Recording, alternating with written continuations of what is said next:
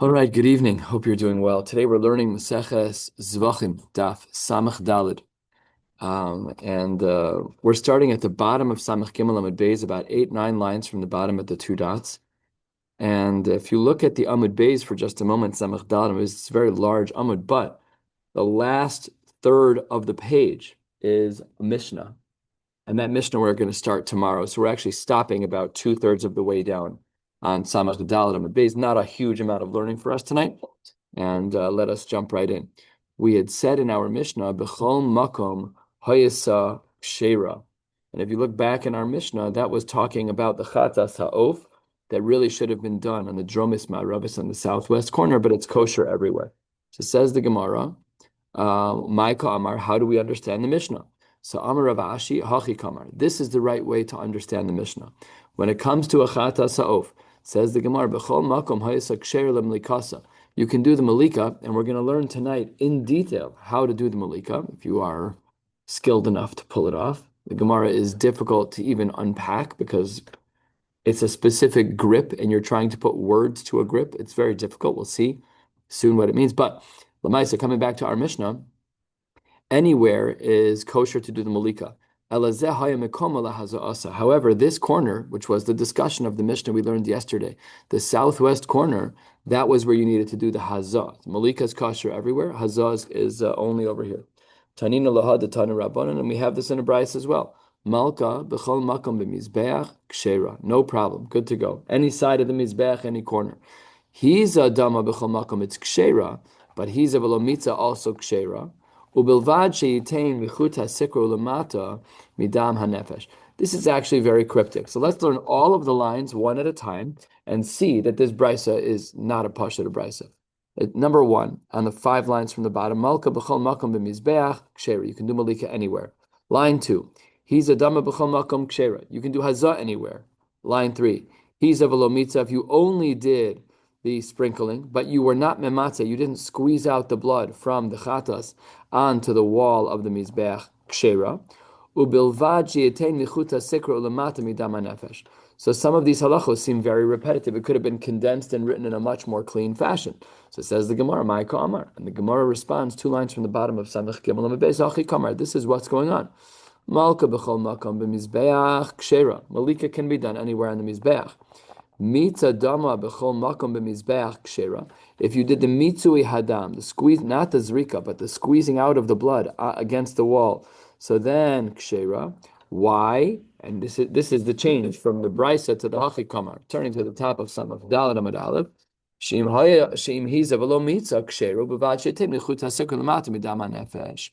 He says the reason why we say that if you did mitzvah adam, it's kosher, is because if you did hazah without mitzvah, it's also kosher. So that means that the mitzvah is not le'ikuva. So that's why, and that we didn't understand when we first read the Mishnah. Provided that it's done below the chut hasikra. We had said in our Mishnah that there were shlosha dvarim. There were 3 things that were done at the southwest corner. Chat ha'sa'ov hada amran that we focused on already. Hagashos. What about the korban mincha? That the kmitza, that the part that was put on the mizbeach. Remember, the shiur hamincha were edible. The kmitza itself was put into the mizbeach, into the fire. So how do we know that? Hagashos techsiv, as the pasuk says in Vayikra Beis, pasuk ches. The pasuk says v'higisha el hamizbeach. The word pnei, which is found in our Gemara, is incorrect. I never understood how these things crept in because it's not in the Chumash. So how did it make it into the Gemara? Okay, nevertheless, the pasuk is this way. Shiyare hadam. What about the extra bloods that are also on the southwest? How do we know that? Dichsiv ve'es kol dam hapar yishpoch el yesod hamizbeach. Very clear that it has to be put on the mizbeach, and of course it's going to be on the western side. Our Mishnah had also said that milamala, above the chut hasikra, there were also 3 things that were up by the keren on the higher end of the mizbeach. Nisuch hamayim v'hayayin ve'olas of kshehi rabba b'mizrach. So number 1 is nisuch hamayim. We did nisuch hamayim every day of Sukkot. Nisuch hayayin, that was done with many korbanos. And the olas of kshehi rabba b'mizrach. Listen to this language. The olas ha'ov, says the Gemara, was done on the southwest only if things were busy on the east. So what does that imply? That the east is lechatchila for the olas ha'of, and the southwest is not. So says the Gemara, my taima. Rabbi Yochanan Amar mipnei shekrova mi beis hadeshen. The reason why is because it's close to the Beis Hadeshen. The Beis Hadeshen, and this is going to be important for the remainder of the shiur, is that let's say that this is the Mizbeach, like we've given the examples, and this sitter functions as the kevesh. It's slanted down to be the Mizbeach. So says the Gemara, we want him to be on this corner because the Trumas Hadeshen, where we would dump the Trumas Hadeshen, was right below to the east of the Mizbeach, 10 amos from the edge of the Mizbeach over here. So it's 22 amos off the Mizbeach. We'll discuss that number in a minute. So basically, if this is the kevesh, and over here on the ground, on the karka, in that little corner that was made between the kevesh and the remainder of the Mizbeach, yes, in that little triangle, there was this place where they had to throw not only the Trumas Hadeshen, but they also threw the crop of the animal and the feathers. The crop was part of the digestive tract of an animal, and the feathers are obviously feathers, and that's where they had to go into that little place near the Trumas Hadeshen. So that's what the Gemara says. That's why we did the where are we? That's why we did this particular korban. That's why we did the olas ha'of on the east, because it was closer to the place to put the crop and the feathers. This Gemara that we're about to learn is classic Pythagorean theorem, like classic, even more classic than usual, because the triangle is a 45, 45, 90. Both legs, but the two right angles are the same. Take a look at this Gemara, 10 lines down, Samach Daled Amud Beis. Amar B'Yochanan, Bo urei kama gadol kochan shel kohanim. If you want to know how strong the kohanim are, read this Gemara. She'ein lecha kal be'ofos yoser mimura v'notza. The lightest parts of the chicken are the mura, the crop, and the feathers. And pa'amim, sometimes, she'akohen zorkan yoser mishloshim ama. Sometimes the Kohen would have to throw it from where he was standing 30 amos. And we'll explain the math in a minute. But let's just read the Mishnah first, halfway down. Ditznan, this is a Mishnah we've seen multiple times in Shas. Natal machta shel kesef. When you're doing the Trumas Hadeshen, you take a little shovel, a trowel that's made out of silver. Ve'ala l'rosh hamizbeach, and you walk up the kevesh up to the mizbeach. Upina es hagechalim elech ve'elech. With this little shovel, you would move around the coals on top of the mizbeach. V'chita min ha'meuchalos ha'pnimios, and you would take from the coals that were consumed in the innermost parts of the fire, v'yored. And while you have those ashes on the fire, right, then you come back down the ramp toward the south. Higia l'ritzpa, when you get to the floor of the Azara, machzir panav klapei tzafon. You make a quick U-turn, so you come off the ramp, then you make a U-turn, walking back toward the Mizbeach, to the east of the ramp. V'holech lemizrachol shel kevesh ke'eser amos. So again, you come down the ramp, you make a left, and then you make a U-turn left, 180, and then you're walking now in between the ramp and the Mizbeach, in that little corner over here, this little cutout, and you walk 10 amos from the edge of the ramp, 10 amos inwards. And sabar es hagechalim al gabe aritzba, that which was on the shovel, these meuchalos hapnimios, these embers that were all ash at this point, you made a pile on the floor, and it was rachok min hakevesh to the east, shalosh tvachim. It wasn't right up against the ramp, but it was 3 tvachim off. Makom shenosnin mur v'notza, the same place where the crop and the feathers are put. V'dishun mizbeach hapnimi v'hamenorah. All right, it's time for some math. Here we go. The top of my Gemara is a Mizbeach. My sitter over here is the kevesh. It's a ramp. And here's what the Kohen would do. The Kohen would walk up the ramp. He would take the ashes that are burnt, turn around, walk back down the ramp.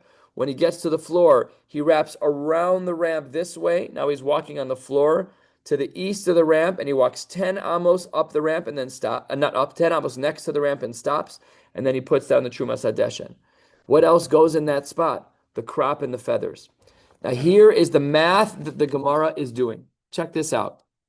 The ideal place to do the olas ha'of is on the east. Why?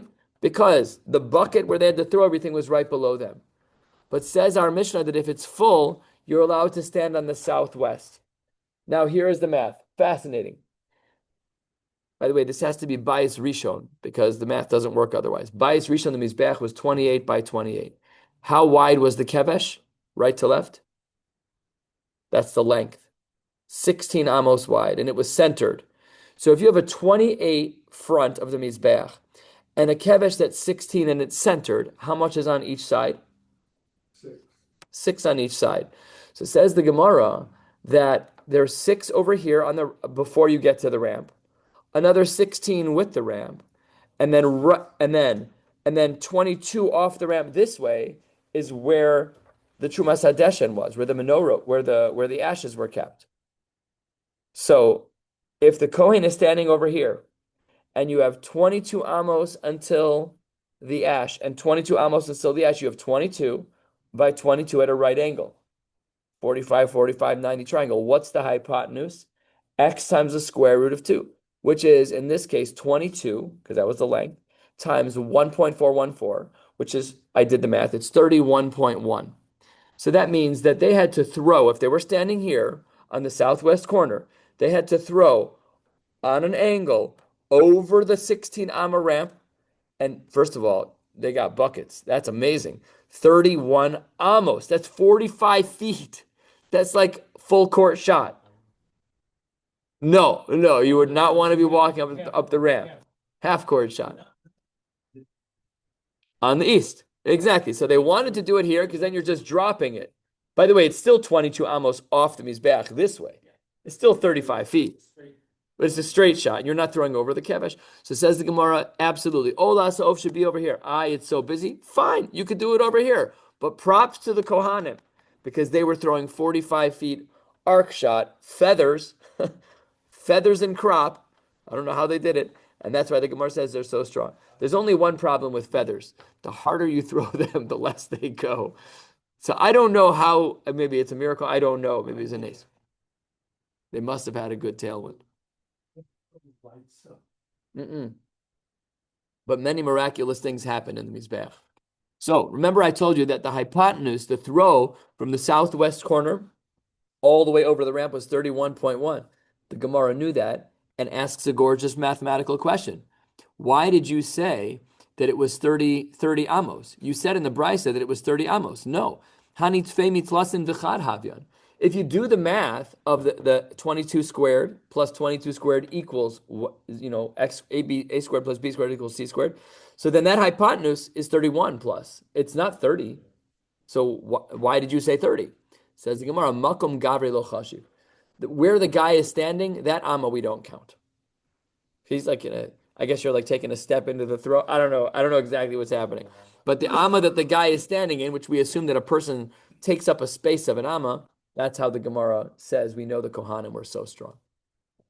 7 lines from the bottom of the page on Samach Daled Amud Aleph. Kol ha'olam ha'mizbech. We spoke about this, that everyone turns right. So says the Gemara that when it comes to certain avodos, anything that's done on the southwest corner, remember what we said yesterday, you don't have to walk counterclockwise 3.5 sides to get to that southwest corner. Make a beeline to the short corner. So says the Gemara, why is that allowed? Rabbi Yochanan, because Nesachin, for any liquids, remember oil, wine and water, which are Nesachim, there we're concerned that Shema Yis Ashenu, that they may get a smoky flavor to them, and that's not allowed to be put on the Mizbeach, it ruins them.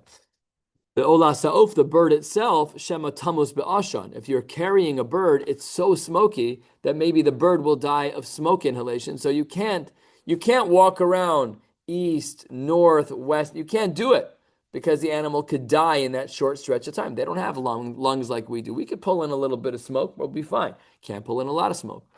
Says didn't the smoke go straight up or was it the first time? It's true that the smoke did go straight up. It doesn't mean that it also didn't billow off the sides. It just means that it didn't move in the wind. That's what some of the Meforshim write, not here. But that's a good question. I assume I'm right. I'm just not sure that I'm right. But good question. Says the Gemara, wait 1 second. That's not true. I'll show you a proof that the Kohen would walk around holding something that should have otherwise been smoked. Uriminhu, balo lahakif es hamizbeach me'ayin hu maschil. If a person is going to walk around the Mizbeach, which way do they walk? Says the Gemara, Mikaren Dromis Mizrachis. You start in the southeast corner. That's over here. And then Mizrachis Tzvonis, and then you go to the northeast. Tzvonis Maravis, then you go to the northwest. And Maravis Dromis, you do make that circle. V'nos and lo yain lanasech. And then they give him the wine to do nisuch hayayin. If he's carrying the wine, that's a violation of what we just said. You're not allowed to do that because it might pick up the smoke flavor, and that's not good. So says the Gemara, last words on Samach Daled Amud Aleph, Amar Rabbi Yochanan, turning to the top of Samach Daled Amud Beis. Hakafa beregel. He walked by himself. He only walked with his own feet. He wasn't carrying anything. When he got there, they gave him whatever he needed to do for nisuch hayayin. But the Kohen walked around. Amarova dekanami. I'll show you that this is true. Diktani, we have a Mishnah. Nosnin lo yain lenasech. That's what we just read in the Brisa. It doesn't say that he was minasech. They gave him something to be minasech. So the Kohen had to walk around, but someone held the items for him and just made a beeline to the southwest corner, but the Kohen had to do the lap. He couldn't do all he was holding anything that was going to be part of Yain Nesech or the Ola Sa'of because of the smoke. So therefore, they held it away from the smoke. And then when he got to the corner, they handed it to him and he did it. That's what the Gemara seems to say. It says, Nosnim lo yain lenasech. They then gave, it's a beautiful diuk in the language. They gave him the wine to be menasech. V'loktani omrim lo nasech, with what you already have in your hand, go do it. The tzivui. They didn't do that because he didn't have it. So beautiful diuk. Shmami know that that's correct. So therefore, there's no stira. You're allowed to, in certain cases, make a beeline. And even if you do have to go around, we'll give you the items that you're going to do your avoda with when you get there. Tanu Rabbanan on Samach Daled Amud Beis, and we're going down to the Mishnah, which is a little bit more than halfway down. Kol ha'olam lemizbeach olam derech yamin v'yordan derech smol. When you go up to the mizbeach, you walk up on the right side of the ramp, and you go down on the left side of the ramp. What's my point of reference? Standing at the foot of the ramp. So if I'm standing at the foot of the ramp, I'm looking up the ramp. To the right is called yamin. To my left is called smol. We'll see soon that there are other perspectives. Except for min ha'ola l'shlosha dvarim halalu she'olam derech mayra v'yardim derech mayra. But if you are in fact going up the ramp to do an avoda only on the southwest, then you walk up that left side of the ramp. And look at the language that's very difficult here. Olin derech yamin, which is not true because you should be olin derech smol. We just said you're walking up the west side of the ramp. The west side of the ramp is the left side of the ramp. We just said if you're standing at the foot, the right side is yamin, and the left side is small.